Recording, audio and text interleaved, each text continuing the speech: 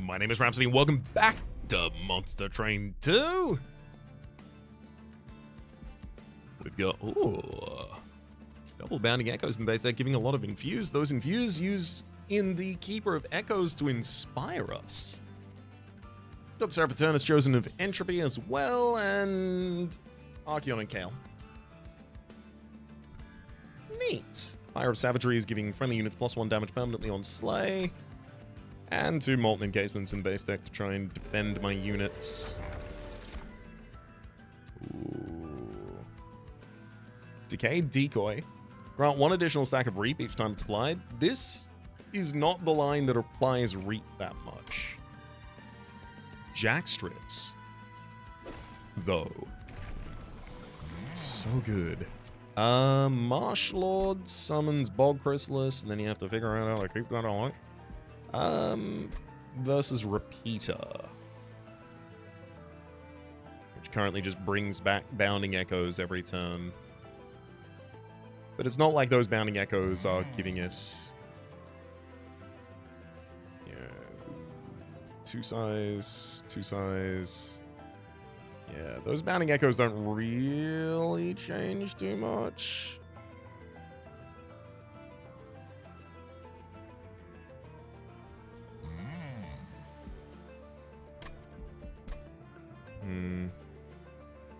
Merchant of Steel's next to Remnant in the next area, unfortunately.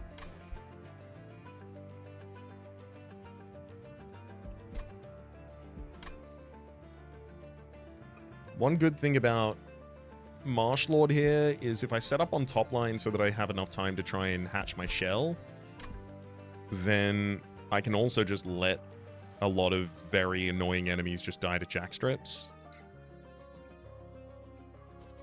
And in Serapeternus, that'll happen to the Shattered Souls. It's just the real reason not to go Marsh Lord right now is if I can't also then go to a Wormkin banner immediately afterwards, and I can't, unless I want to go to a Merchant of Magic, which...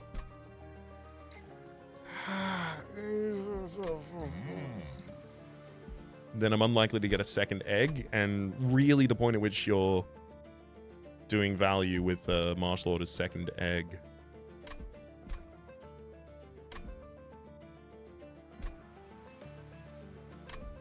I'm taking risk.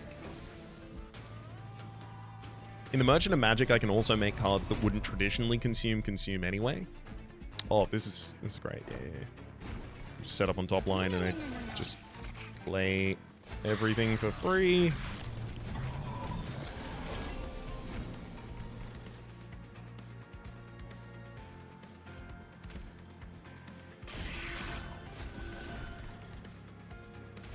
Echo Break and a Primitive Mold. Get 2 Inspires on the top line. +2/+1 twice to all of our team. Better played than not. So Bounding Echoes on Chime of Despair. And then a Primitive Mold for nothing again.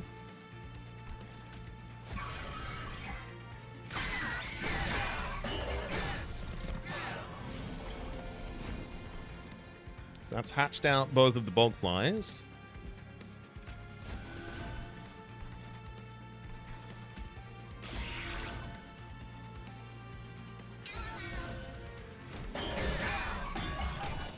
Those Inspires have done a decent number for the top line already. Mold, Chime.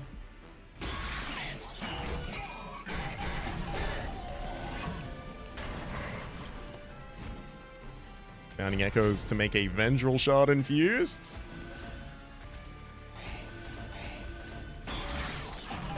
That's great. But God, I want additional health on the Keeper of Echoes immediately.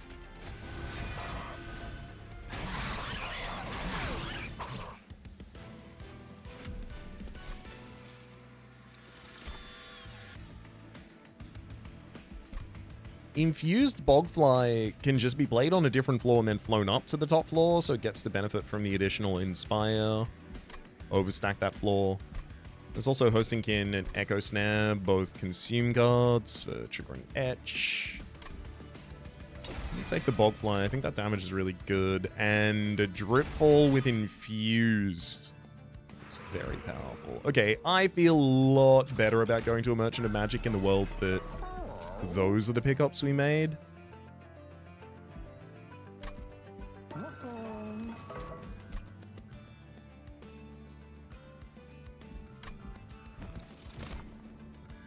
So there's the second egg.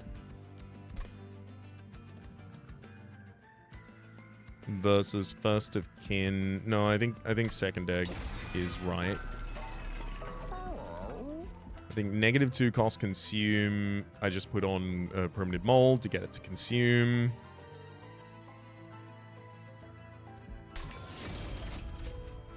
I think Bounding Echo's intrinsic is really helpful.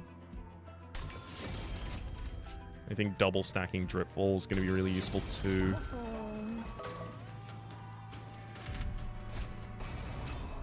-1 energy per turn is annoying. All the Sloven Knight's in the front line by the time it gets to the second floor.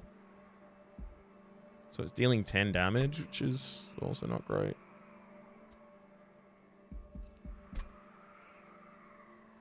-1 energy per turn is going to prevent me from being able to play out the Calcified Ember, but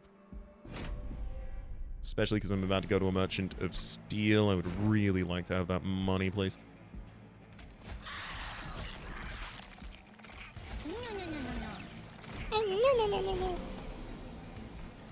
Mm-hmm.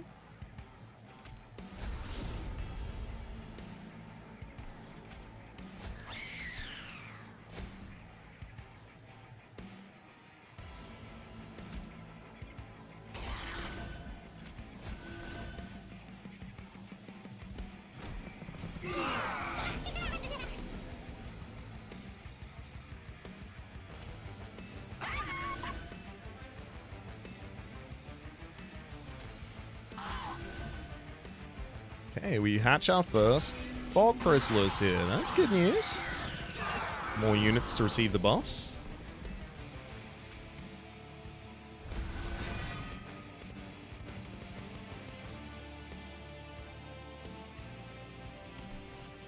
Okay.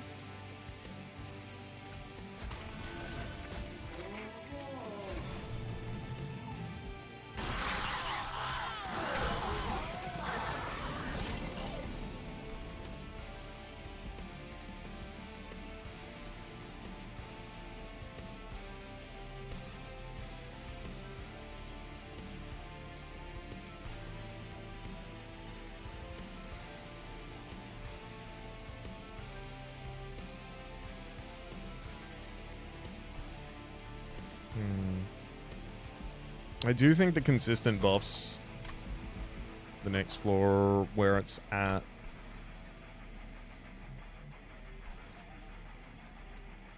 So I feel like double Primitive Mold and then just playing those additional units on the bottom line, because the Savage Bearman does die as it ascends anyway.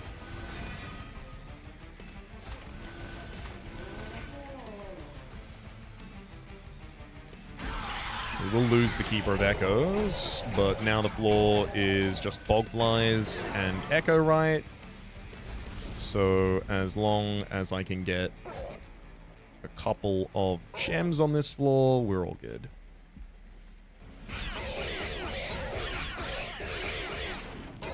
The Bogflies do have low health, but the Keeper of Echoes are triggered enough times to be able to give them real health. Oh, Infused Hosting Kin. Shelter is also really good for that other floor.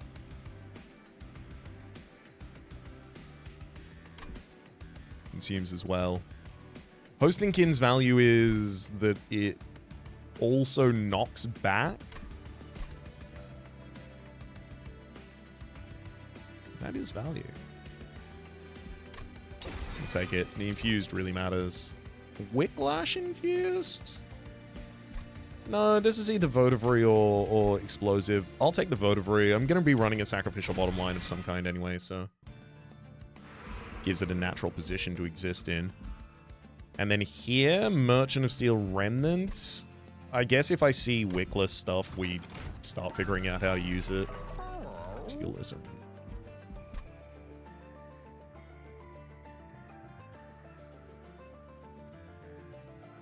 Oof.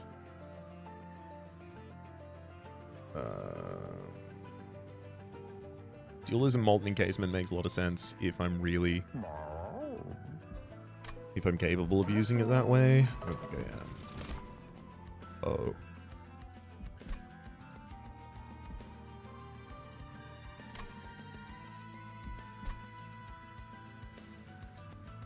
See, the thing is, when you see Legion of Wax, you just figure out how to use Legion of Wax.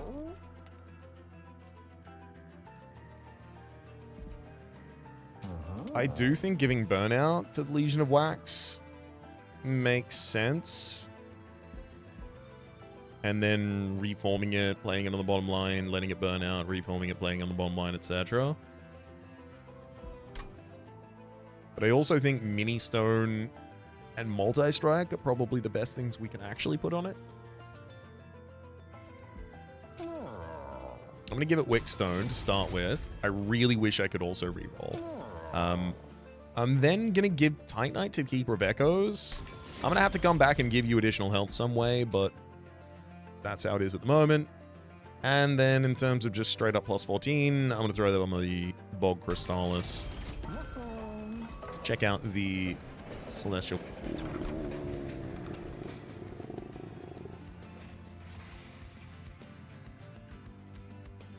We did it. Copy a card 5 times. I'm going to have my intrinsic Bounding Echoes, please. My first turn is now Bounding Echoes, Bounding Echoes, Bounding Echoes, Bounding Echoes. All of the eggs have hatched. Bounding Echoes, Bounding Echoes.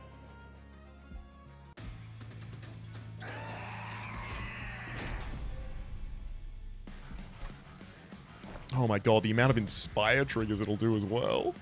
I guess I just don't play Legion of Wax at the start of the fight.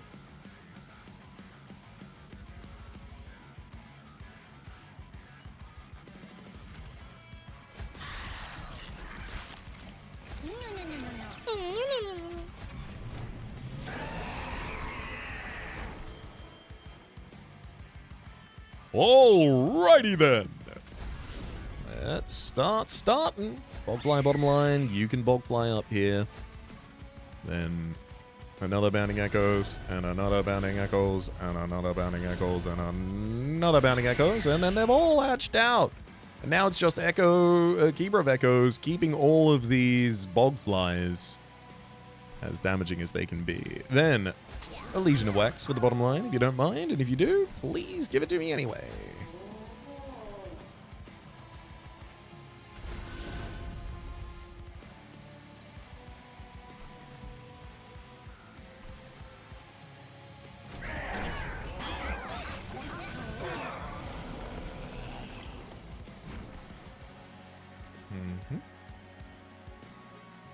I'd love to burn out the Calcified Ember, but I really feel like Dripfall on Archeon is really useful this turn.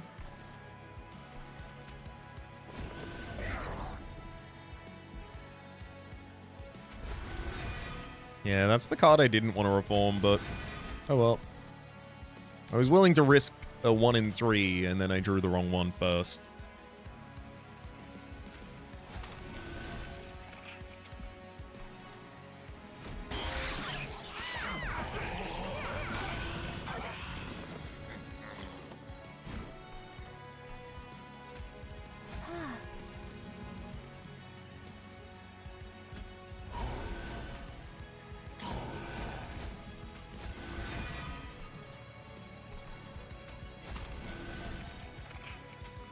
Oh my god, that's most of Archeon's remaining health already. I really thought Keeper of Echoes was going to be too slow to use.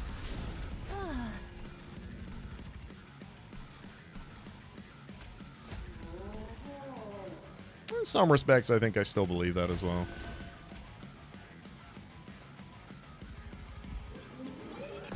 I thought I had more energy than I did. I need to kill the frontliner just so I can save 7 damage on the Keeper of Echoes.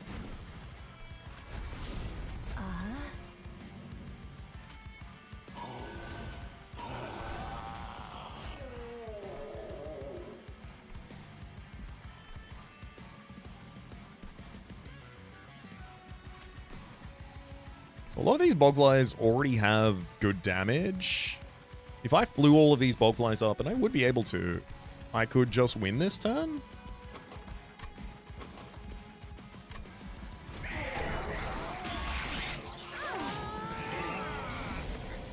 But I could also just win this turn by winning this turn instead.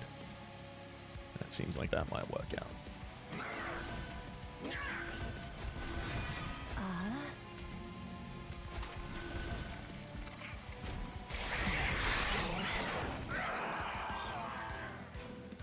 Hell yeah.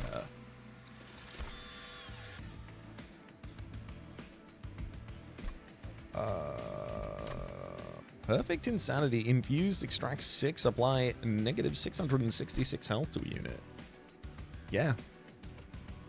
Yeah, with this deck, I think I can probably make that happen. That said, Hallowed Halls on the bottom line when you have Legion of Wax and Molten Encasements and Votivary. No, the Votivary goes back to the top of the deck, but for the rest of them, it's pretty good.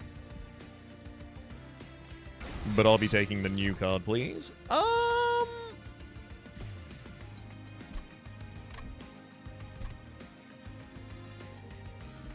Yeah. It's infused. It immediately inspires when it comes out onto the board.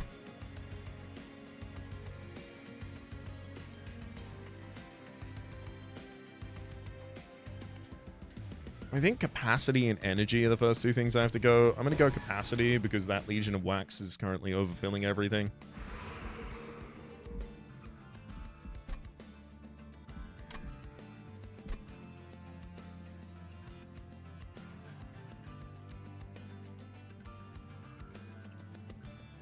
There's definitely some good hits in a Merchant of Magic.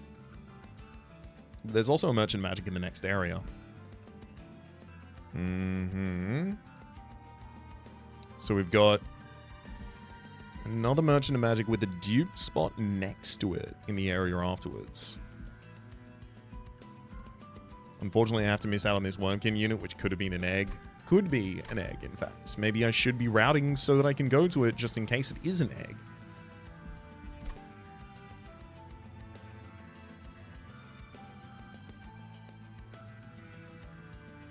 Or maybe I have enough egg.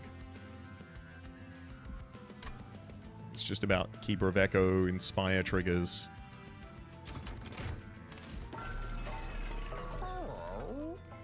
Units get an extra upgrade slot's really good for making a ridiculous Legion of Wax.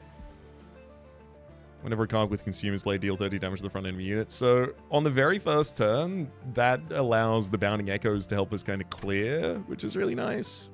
Unfortunately, I can't get that as well as the Firestone Housing, and I think the Firestone Housing is probably more important.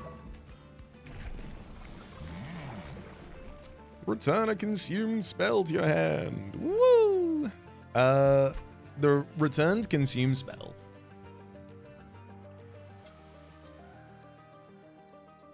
would be Bounding Echoes. Almost all the time. Which means everything continues being infused every turn. The downside being that I have to lose Marsh Lord 3 to get that, and I am not willing to lose Marsh Lord 3.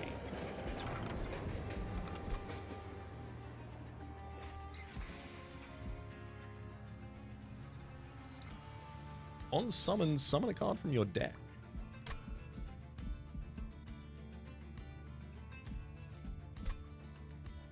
Okay. Well, if I put that on Legion of Wax and then play Legion of Wax on the bottom line, it summons something, and then the Legion of Wax explodes, summoning 2 Twins of Wax, and they summon another 2 things from the deck.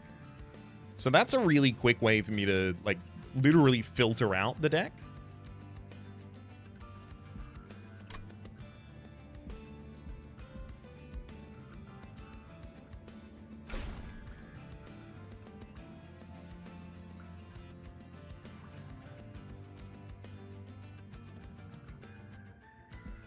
Let's do it.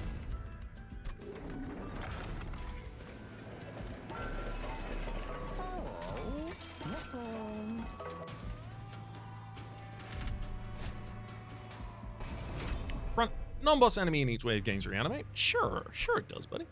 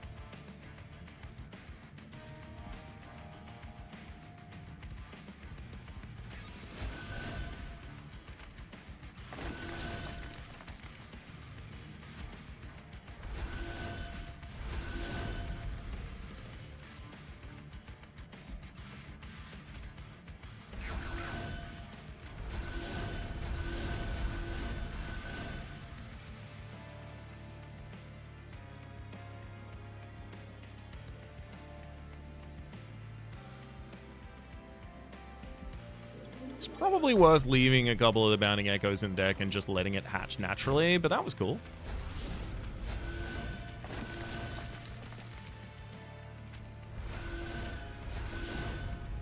Yeah, so it'll hatch naturally at the end of this turn, so I can leave all of the rest of these in the deck.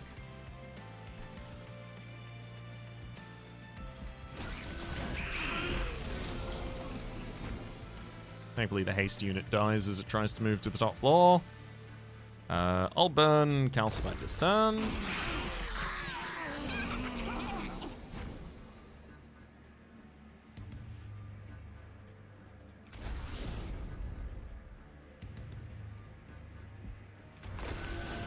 I'll burn another Calcified, knowing that the Kinhost Pupa is going to give Reap to all of the enemies, so as long as I have a single gem on this floor, we will be able to kill the Collector at the end of the turn as well.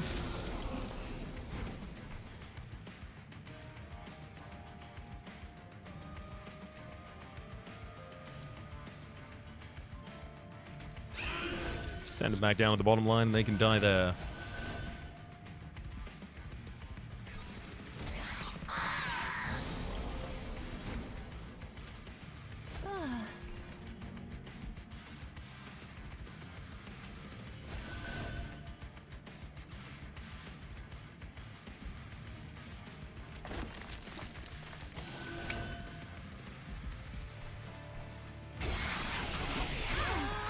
There goes our Tight Knight.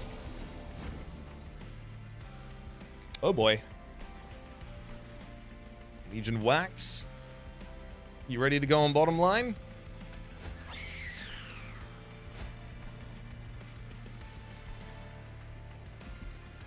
Actually, hang on.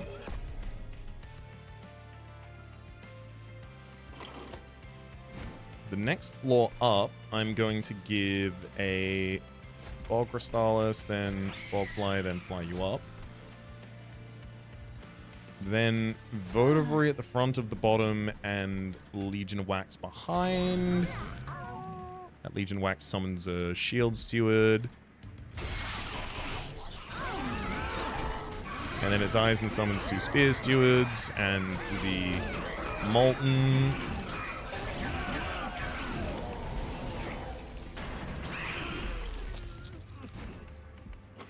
Filtering out a bunch of cards from our deck. That worked out real well.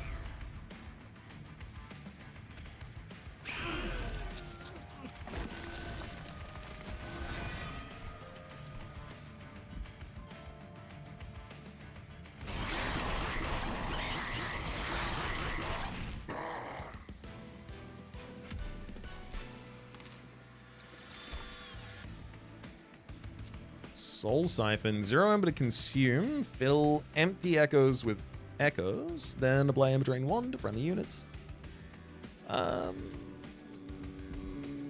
There's also Return Soul, return a spell from your discard pile to your hand, apply Infused and consume. I'm leaning Chamber of Recall though. At the end of the turn, return a random consume spell to your hand. That's how I get my Bounding Echoes back, you see. Fatal Melting.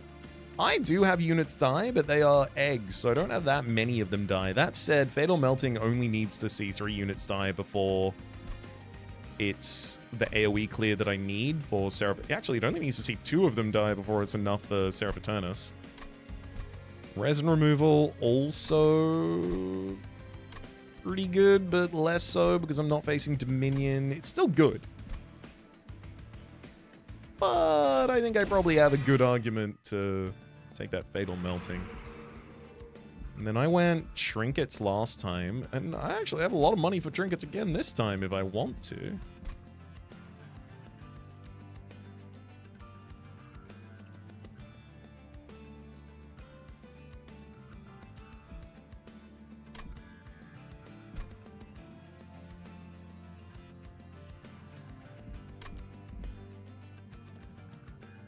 I'm doing it. Extinguish triggers an additional time. Add an additional capacity for a... Oh boy. And that's pretty much exactly the kind of Echo I want. Speaking of Echo, actually, there's also Echo Vaults. And it's infused.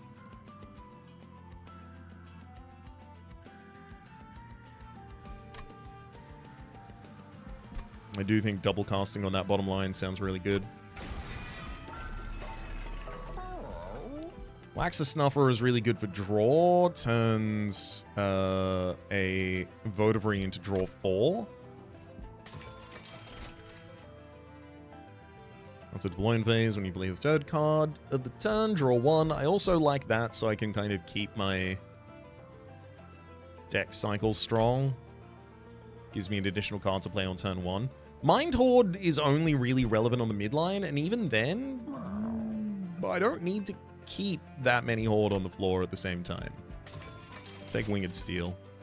Also going to purge a Spear Steward. Merchant of Steel with double removal in the next area seems ideal to me. I would love to get some more cards out of this deck, and also to take advantage of my Firestone housing. Lest that go to waste.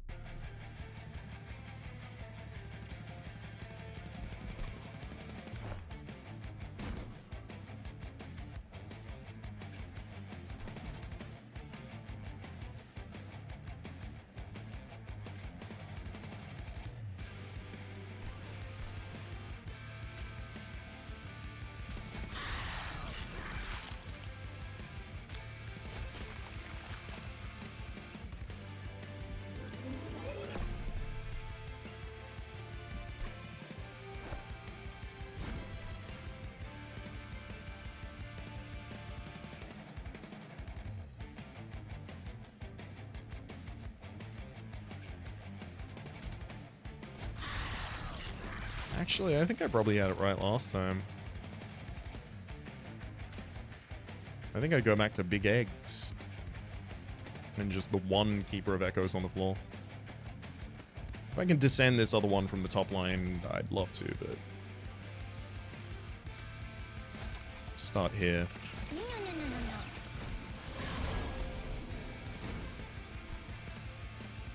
So this hatches into 2 units, which means Bogfly flying up is a full floor.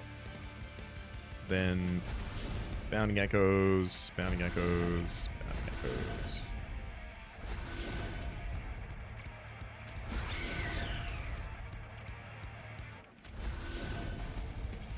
Okay, that'll hatch all of the remainders. Which actually means that I should short myself a couple of Bounding Echoes before the end there.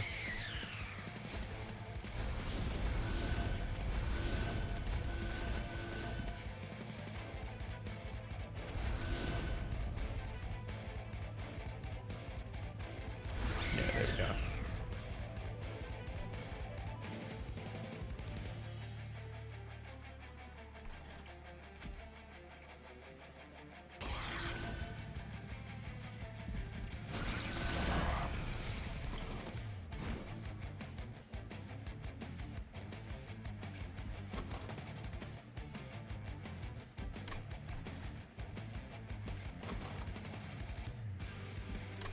Well, Echo Vault this floor.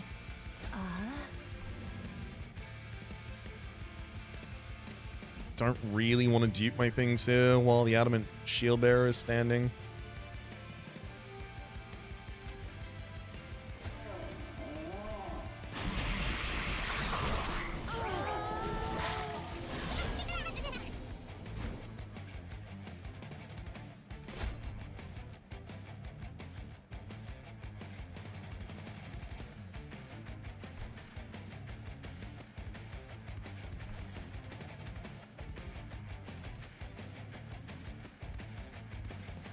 I'm not going to be able to get the Collector, and I really do want to get that Collector.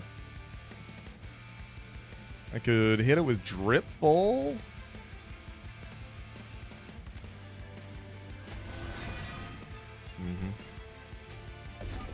So that it doesn't leave the fields.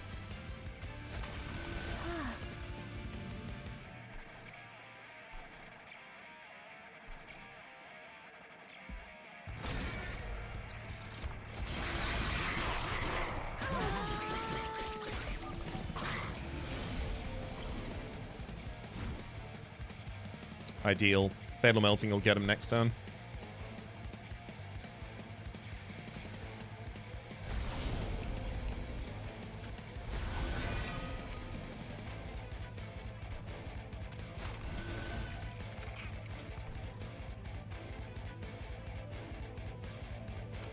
Actually, I can use Hosting Kin, and then I can save the energy for Chamber of Recall instead.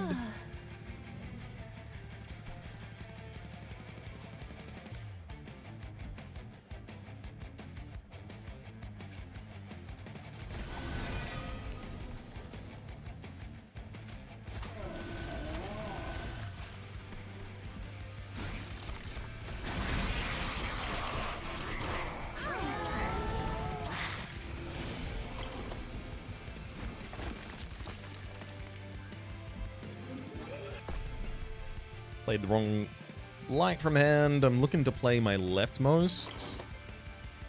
Dominion's Eye, and then Legion of Wax.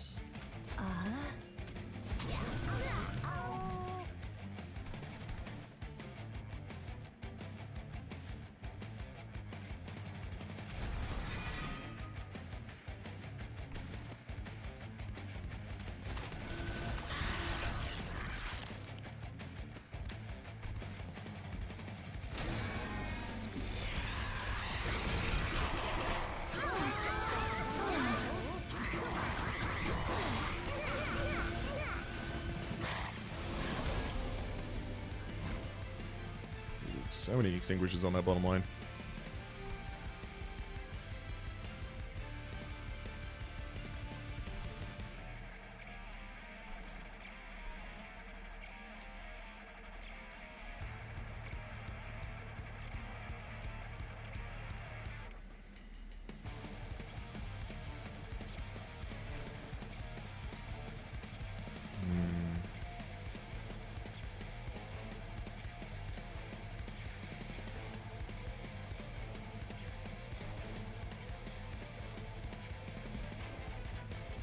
I don't think Perfect Insanity is how we finish this up.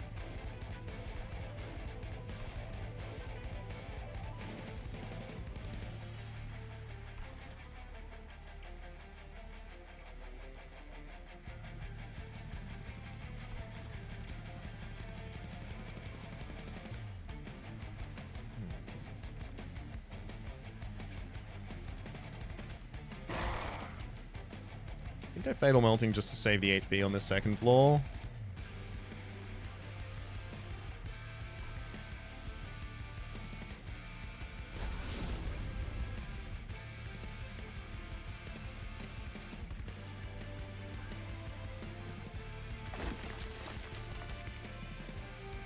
Let Bounding Echoes play again at the end of the turn.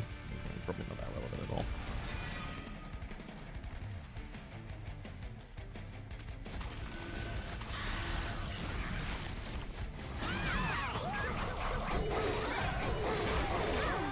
Yeah, big as the additional Legion Wax probably isn't going to be. Yeah, I haven't even got the space to play it. Boglite. I can take 3 off of this floor. Thankfully, it doesn't matter because we do already win on this line, which very pleased about. This could have been pretty tough.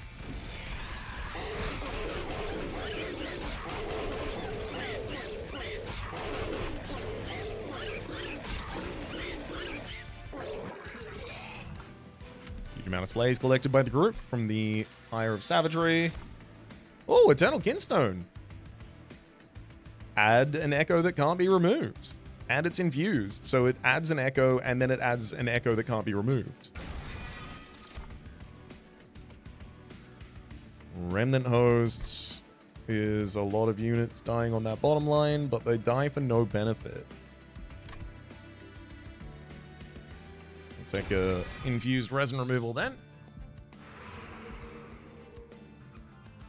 This one has to be the Merchant of Steel for the removals.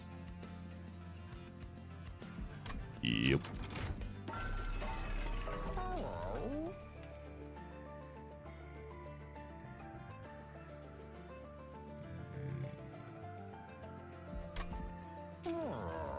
I can smidge the Legion of Wax. Makes it much easier to just place you in a free slot.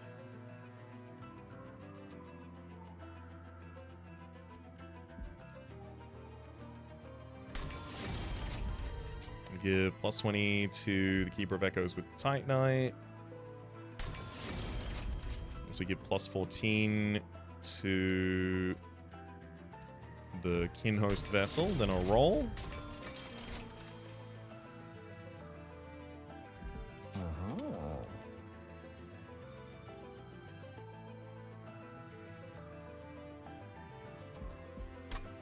Dropping Endless and Burnout on a Molten Encasement would give me more than enough stealth forever. Only problem is I'm currently overstacking floors, so how do I get that on a floor that actually cares about it?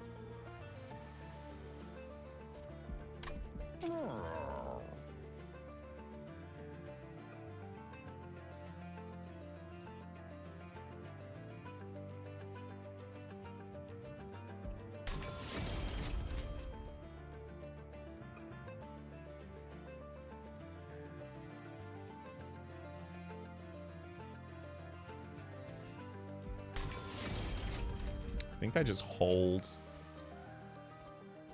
I'm gonna cut a Spear Steward. And then in the Vortex, I'm gonna cut both of the Shield Stewards. They're just blockages between me and the rest of my deck at this point.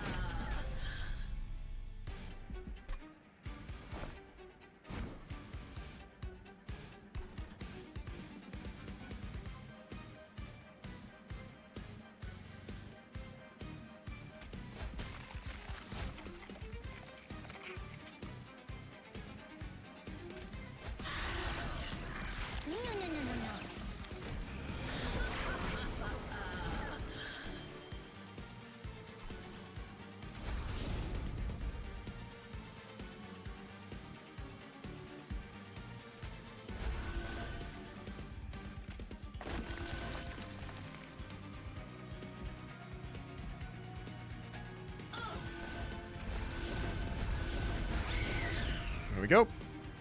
That's everything hatched.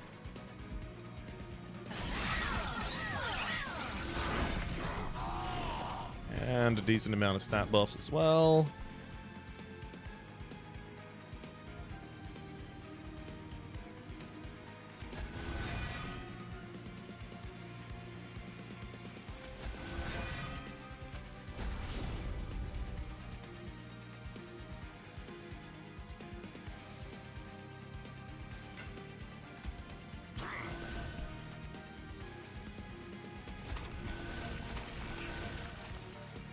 Yeah, I guess that's where I put those additional eggs on the bottom line.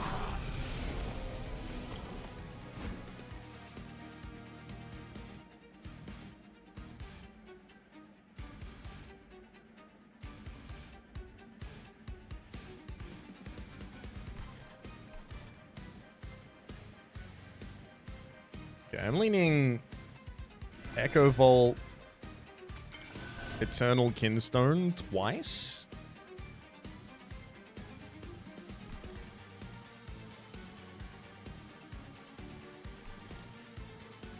I will lose Keeper of Echoes here, unfortunately. But the line survives very powerfully as well. Okay, yeah. I could play Hosting Kin and draw a card, but I'd rather not.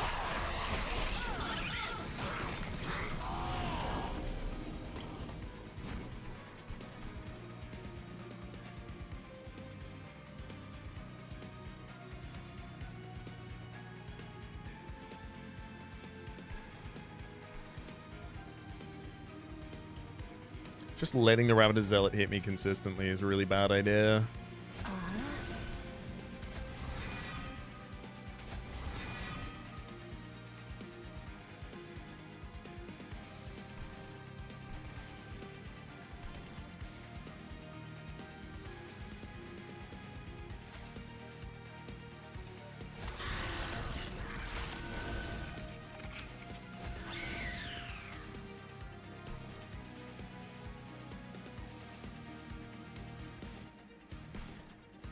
Yeah, I'm gonna chump with his Bogfly for 16 health.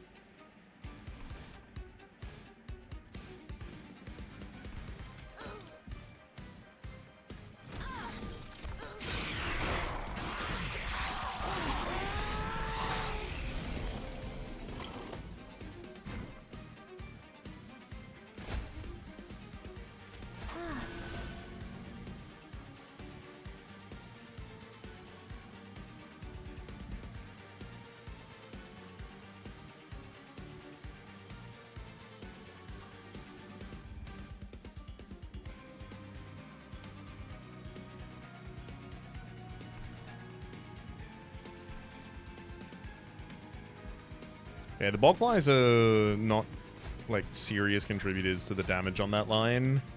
I'm going to take this opportunity to get a Molten Encasement there just to keep it safe. And then I'll Eternal Kinstone, and that'll happen again at the end of the turn.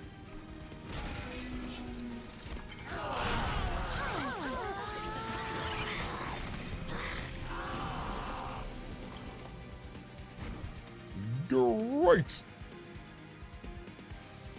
Let's Bounding Echoes for the Vote of Re bottom line, then Chamber of Recall top probably.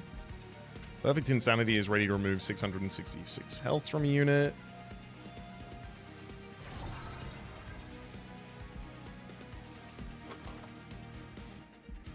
I mean, I like the Chamber of Recall, but I think I should probably just bias towards fulfilling the Primitive Molds at the moment. Especially because of the value of just getting another Molten Encasement on this floor.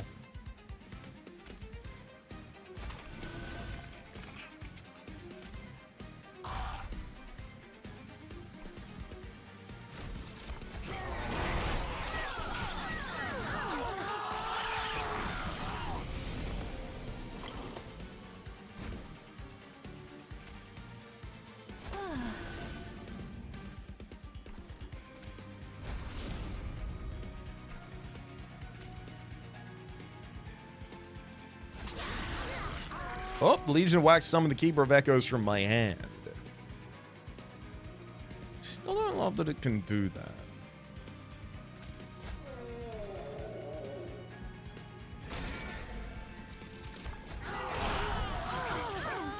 I guess as I played it, it drew another card into my hand, so it only had 2 cards in hand to select from, I think is what happened there.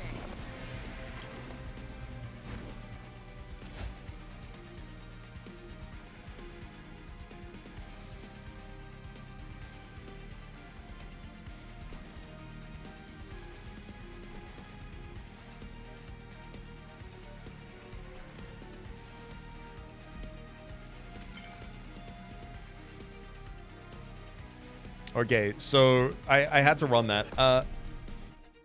If you have more gem than can be removed, you still remove the additional. That was poorly stated. Unremovable gem from Eternal Kinstone does not allow you to overstack past the Charge Echo capacity. That worked a lot better.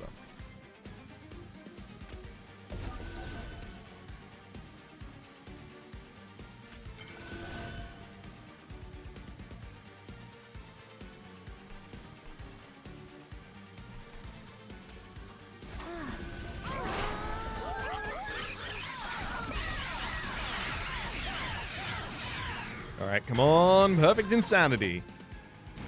Yes.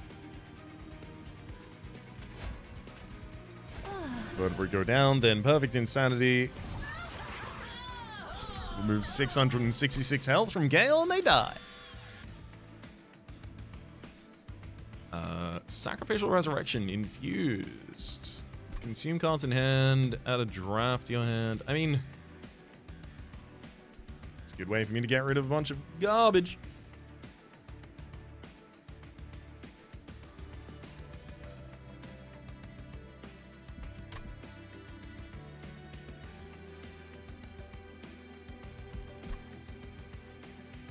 Remove all burnout and debuff effects from the unit. Allows me to keep Keeper of Echoes after I reform it if I want to. Symphony of the Soul. Extract 5. And then double buffs and armor on a unit. If that was double buffs and armor on the floor, I'd be a lot more into it. But double buffs and armor on a single unit? We don't have that many good buffs. We don't generate that much armor. Give me the Sacrificial Resurrection for the removal of things. And I think I have to go Hell's Flame here.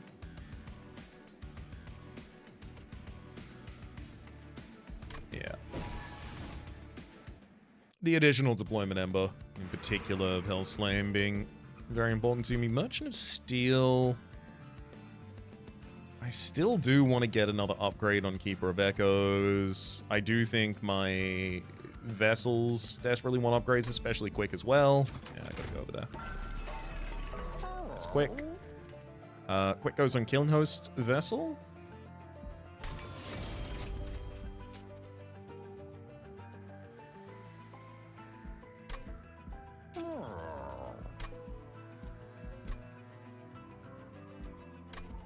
Happily take multi-strike, but let's give the Titanite Keeper of Echoes additional damage first. And then I'm probably not going to want to re-roll and do anything on the other side of this.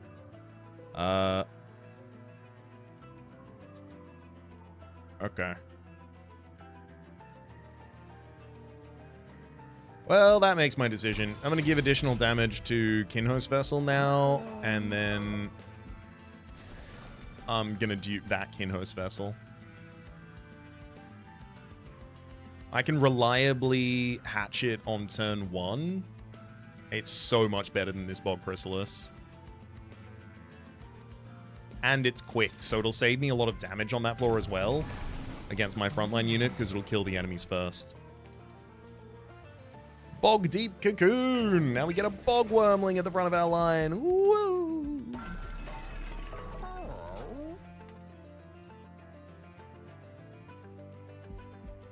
I'll hold off rather than removing another card from this deck.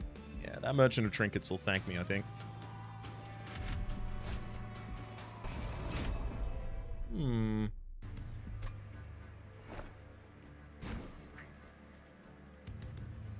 How low can I set up here?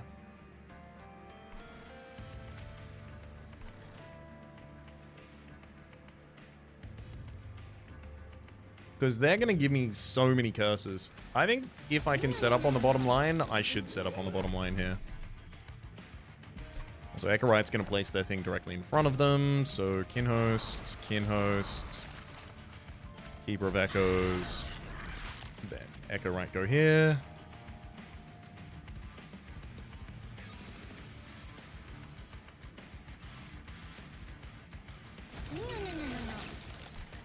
And Legion of Fat stacks for the next line. Hey, it's even got the Votary, and the Votary is already burning out, so it'll die and get me my card draw. Yay!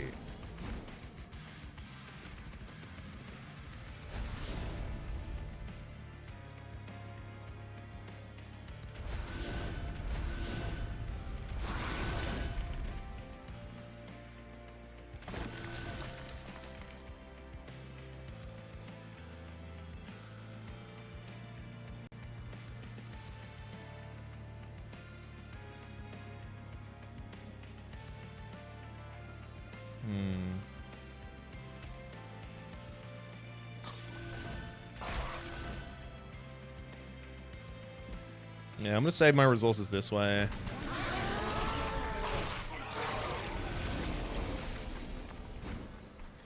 Thank you for summoning out the rest of the deck.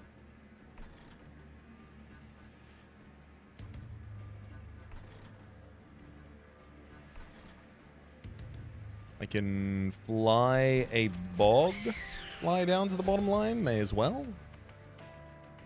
No good reason I can see not to do it. Oh, actually, I can also Dripfall the Keeper of Echoes down here. So now Inspires give us +4/+2 to all of our units. Yay. Then from Mold Reform, Skin Host, whatever, that just goes wherever. Chamber of Recall, also on the top line. And it's another Votary.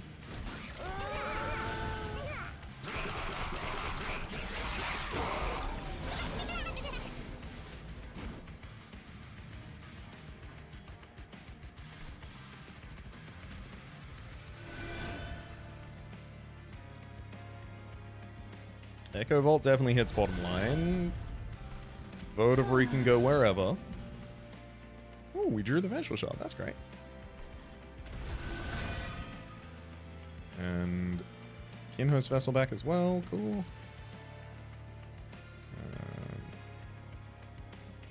I don't need to keep Perfect Insanity. I mean, I could use it right now and then keep it, but I don't need to keep it. So I think my best play here is literally Sacrificial Resurrection, which etched our whole hands, giving a huge amount of additional damage to Bog Wormling. And then we, at the end of that, also get a draft. Doing 85 damage twice. I got another card in hand at the end of the turn and then duped that. Echo Vault. Got it. That was weird.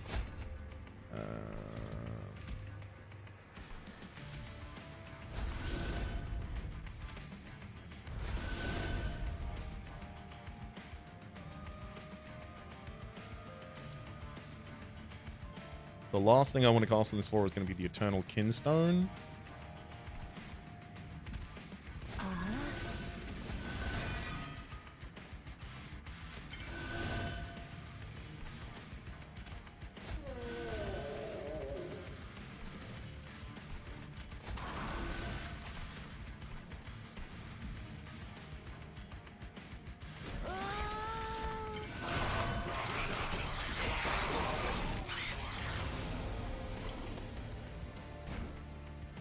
Echoes. Okay, we definitely have cards here I still want to keep. So, Vertebrae, you can hit the top floor. I love it when you draw me cards. Dripfall, and then Bounding Echoes. Okay, with only having one Primitive Mold in the deck? I think not. One Primitive Mold, two different cards. Both of them the Kinhost Vessels. I'll etch the hell out of this hand, and then that draft can just go on the top line ready to die.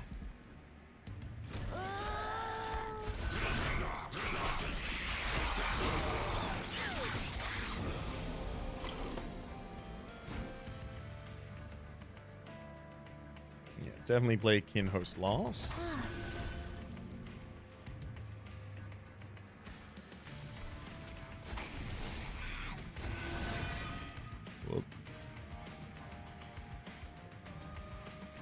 Oh, that's really difficult. I'm going to play Kinhost and Primitive Mold. Legion of Fat Stacks can go on the top line. Summon to draft immediately from my hand. Unfortunately, I'm going to, again, be Echo Vaulting a Sacrificial Resurrection here. But also, how can I not?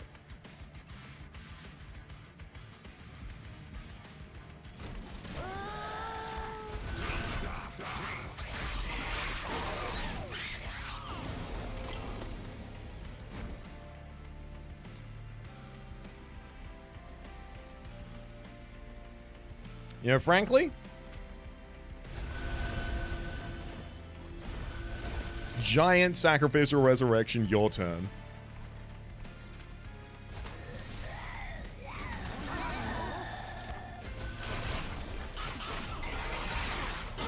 Okay, so Sacrificial Resurrection is definitely a good choice here.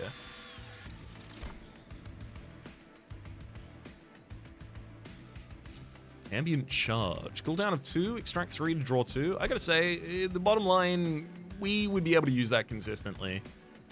And I do like draw.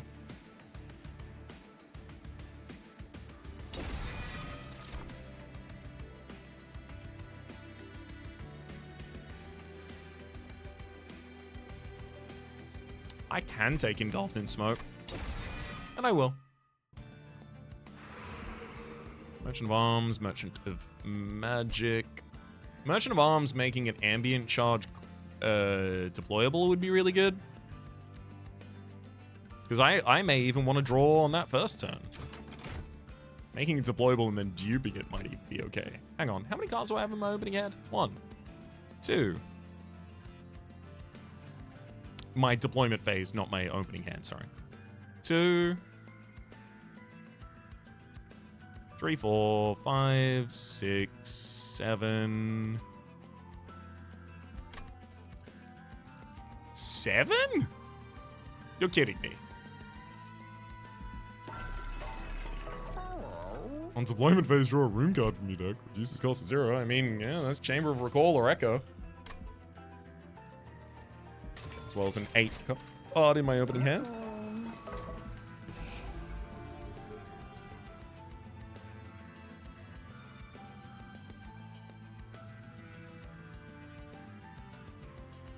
I do think thinning down that opening hand is probably a good idea. I think if I lost the second Keeper of Echoes, like...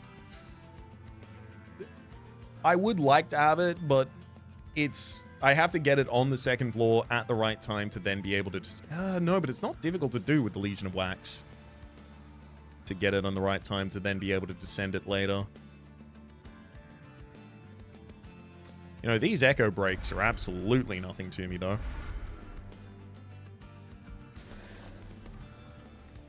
So thought right now is Empyrean Well to get a second ambient charge. So that I can try and draw through the deck a lot quicker. And in the middle of the turn, draw as well. Yep.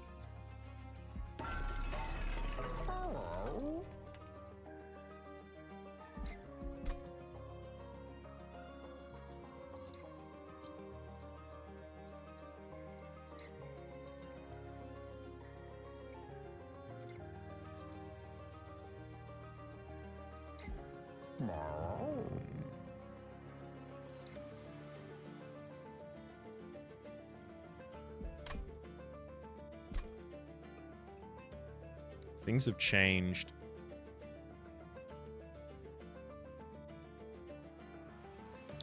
I think putting Zone of Silence on the bottom line on turn 1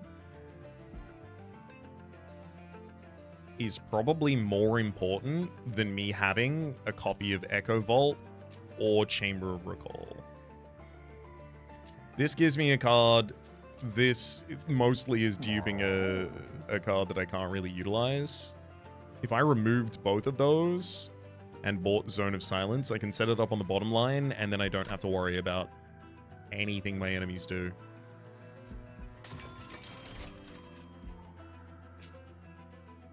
And that's going to be drawn out by the Dante Footstool.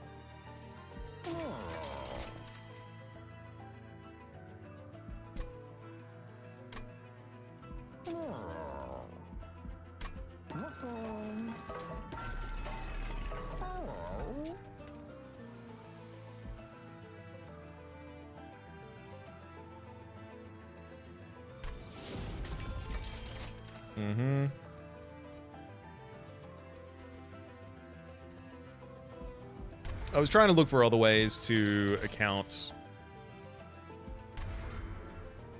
for the enemy's silence bottom line, but this legitimately seems like it might be it. I mean, Merchant of Trinkets, come back here. Of course, I can't afford any of that. Empyrean Well, get a second ambient charge. Don't need to do anything else. All right, Sarah Paternus. I think I got your number, buddy.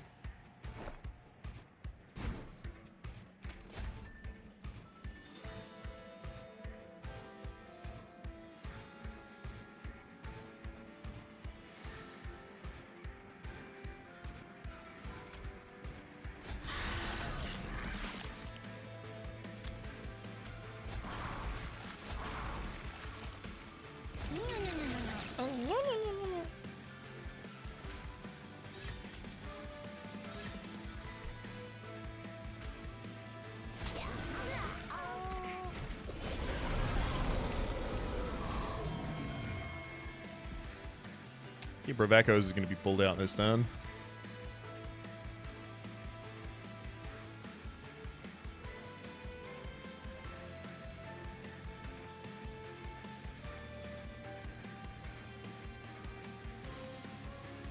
Thankfully, I think I'm actually fine on the bottom line.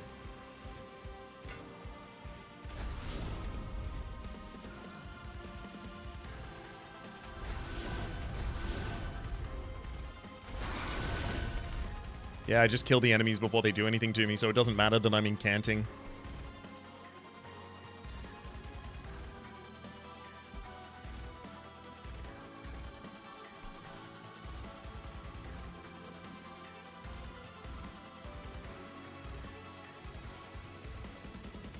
Let's draw 2 cards. Okay.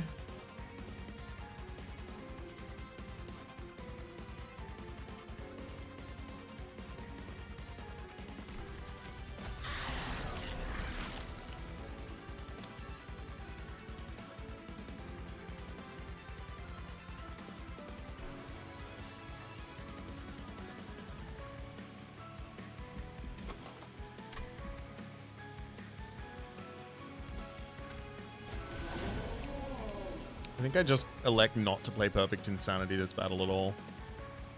Because Sacrificial Resurrection desperately wants to be played.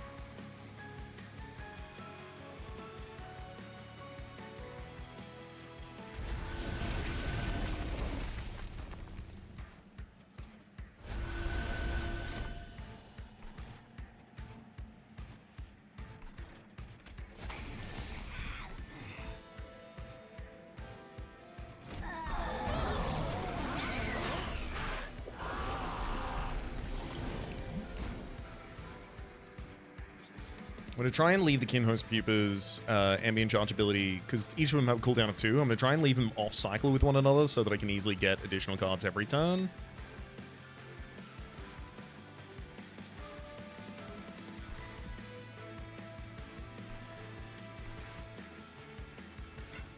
I can fly a Bogfly down at some point as well.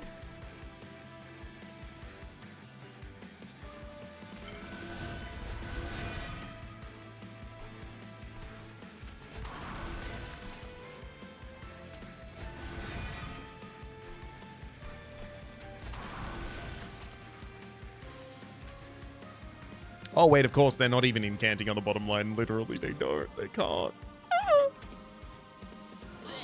Might have slightly forgotten about that one. That's okay.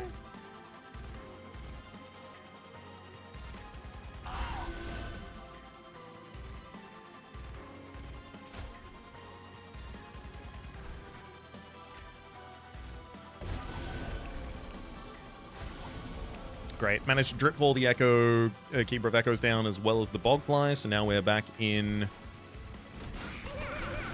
maximum benefit territory.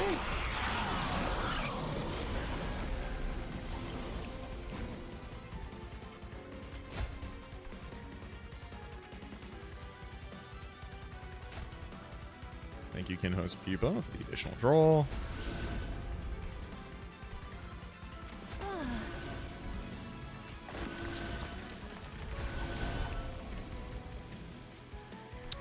Alas, if I have to weaken myself, I have to. Still worth it.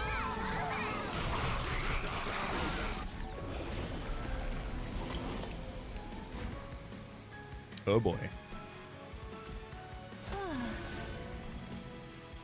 Definitely play the Eternal Kinstone before anything else, but I think Sacrificial Resurrection is probably the follow-up. Let's Kinhost Pupa for some draw.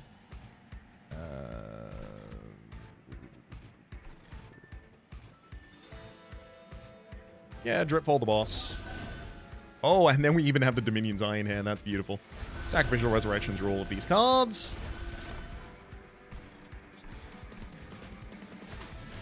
And throw that draft away.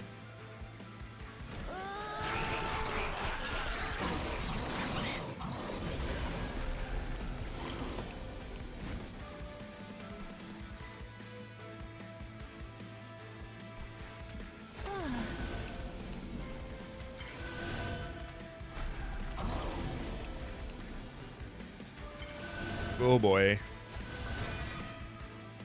We're suddenly running into a version of this deck that has burnt out most of itself.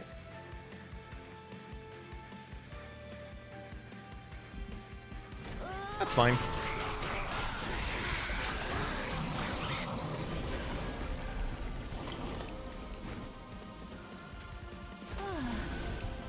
I'll just burn a draft to get a new draft.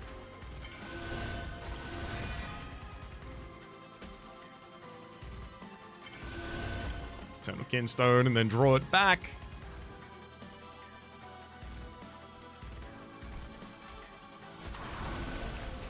Yes, the Eternal Kinstone. Well, the Eternal Kinstone at least is +8/+4 to all of my units on that floor when I get to play it.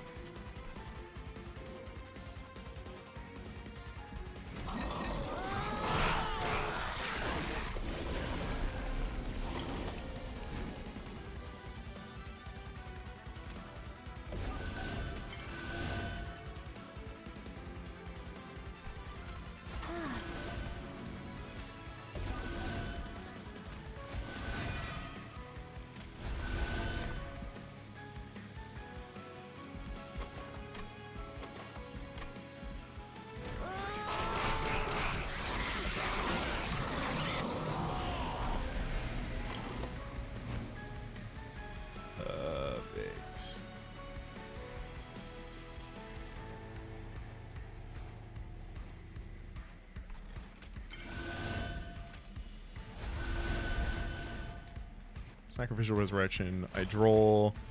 Great. If I play Kinstone... Unfortunately, I can't draw Kinstone from that same trigger. The draw and discard pile were full, but Winged Steel was about to draw. I played the card. It hadn't hit the discard pile yet before it tried to draw, which is why I couldn't get it like that. That's okay, though.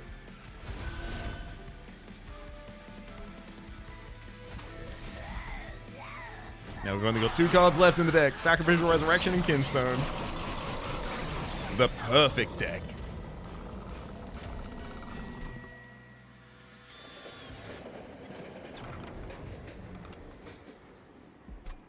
Let's head into the Titans and see what they have for us today.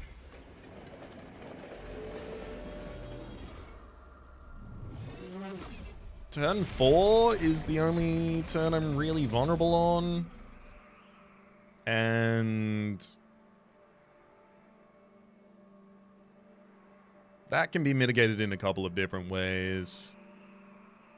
Daze, the silence prevents it from scaling its damage. Yeah, we're all good. I still just set up on the bottom line.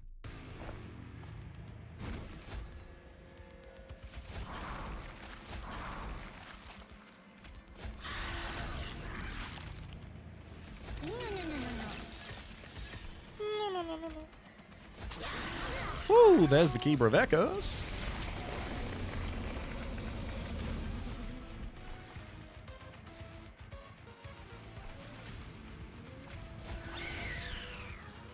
Mm-hmm.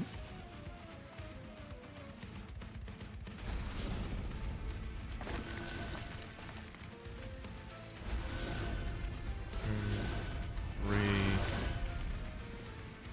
So those two patched. Draw from one of you. Bounding Echoes.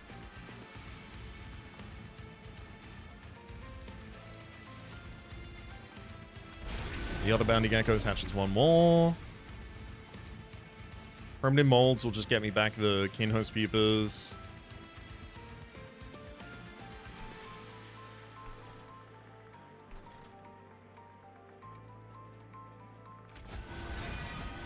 Better done than not.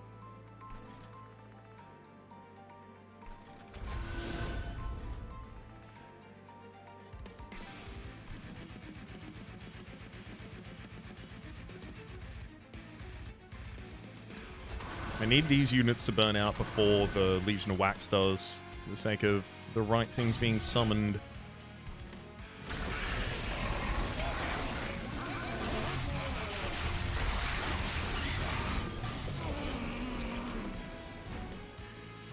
See, I want the Legion of Wax to be pulling out the Votivary and the Molten encasement from my deck, but I think the double Waxer Snuffer has made it really difficult for the twin, for there to be enough size to summon anything other than the wax.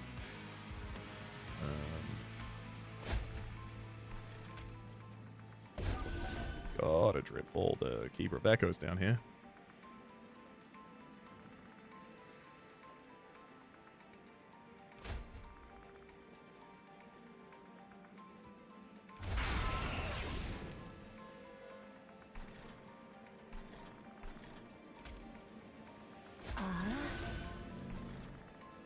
I mean, I don't desperately want to lose Perfect Insanity, but it's also going to be kind of hard to actually use Perfect Insanity.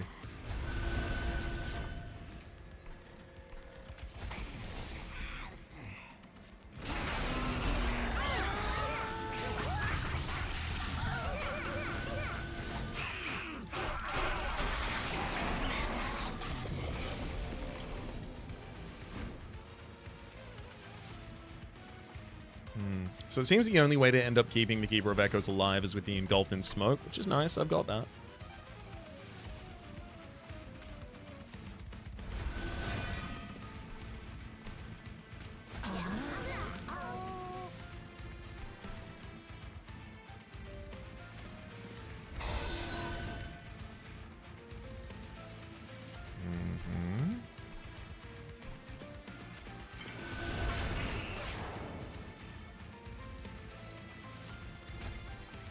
Kinhost Peeper has drawn us into Engulfed in Smoke. That'll help keep the Keeper of Echoes alive a lot longer. I don't really want to sap my units. I'm just going to let the Curses of Entropy hit me. I think I have more than enough health to play fast and loose with that. Also, I don't need to keep Perfect Insanity in order to lower the health of Dominion on the top line, which was what I was previously thinking of doing. Because Dominion's up against the Fire of Savagery, so it's taking a lot of damage per turn already.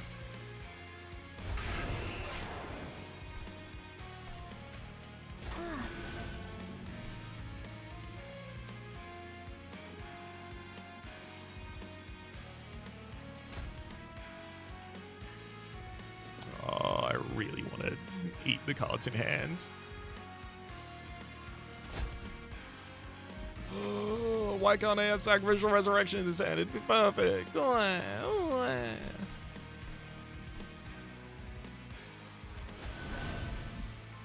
little bit more small to find ourselves engulfed in.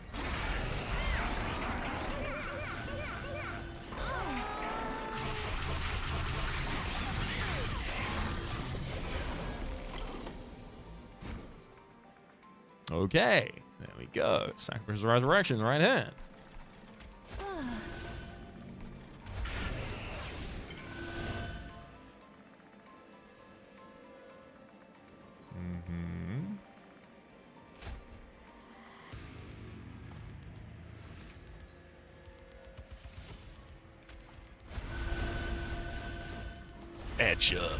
Etch them all. And then this draft will actually get to do some damage on this line. Wait, no, it won't. Oh, unfortunately, the Wormkin Casement doesn't die early enough to prevent a sweet hit. A trample hit, rather.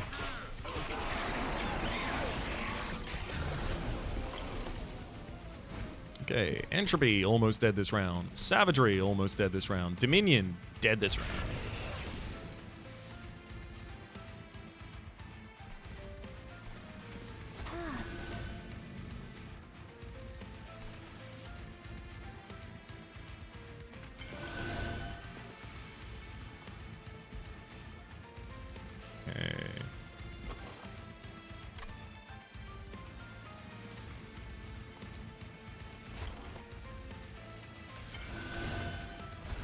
I do want my deck just to be Eternal Kinstone.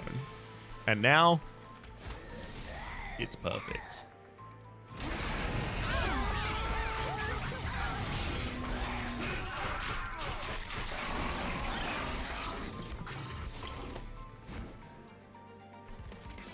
I mean, sure, Votivary can be around. Oh. I'm so glad that Keeper of Echoes is still capable of, like, being a lot of your scaling. I mean, like, it's not all of my scaling, but the Kinhost Pupa only got damage from it. So its base damage was 30 by 3.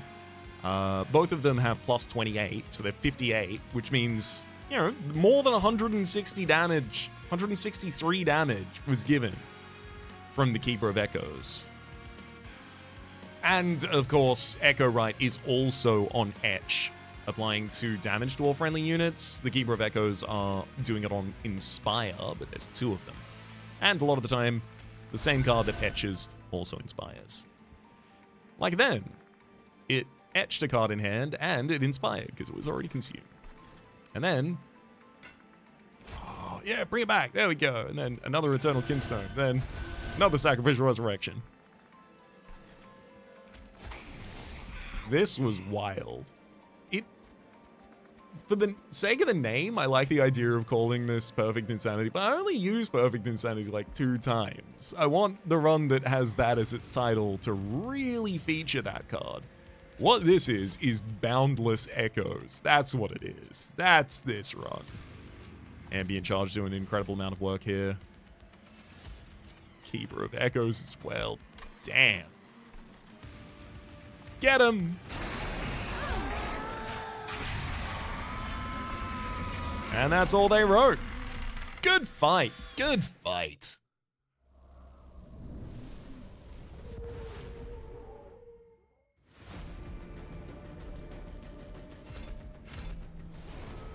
We guild 5 new cards, including Perfect Insanity.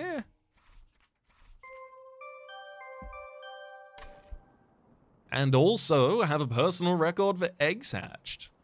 That makes sense. We're hatching a decent amount of eggs in that run. Although, I guess it's not comparing it against... I'm pretty sure I have another run where I hatched more eggs than that more consistently. Maybe not. Maybe I'm thinking of a dream instead of an actual run that I had. Let's head back to the outpost, and I'm going to tell you the mine has been Rhapsody. The name of the game has been Monster Train 2. I'm probably going to head back into soul saving mode in the next episode. Until then, though, hopefully you've been enjoying yourselves. A special thanks this episode to Cold Heart. I usually wait to do that pattern until the names are on screen. It makes it a lot easier. See you next time.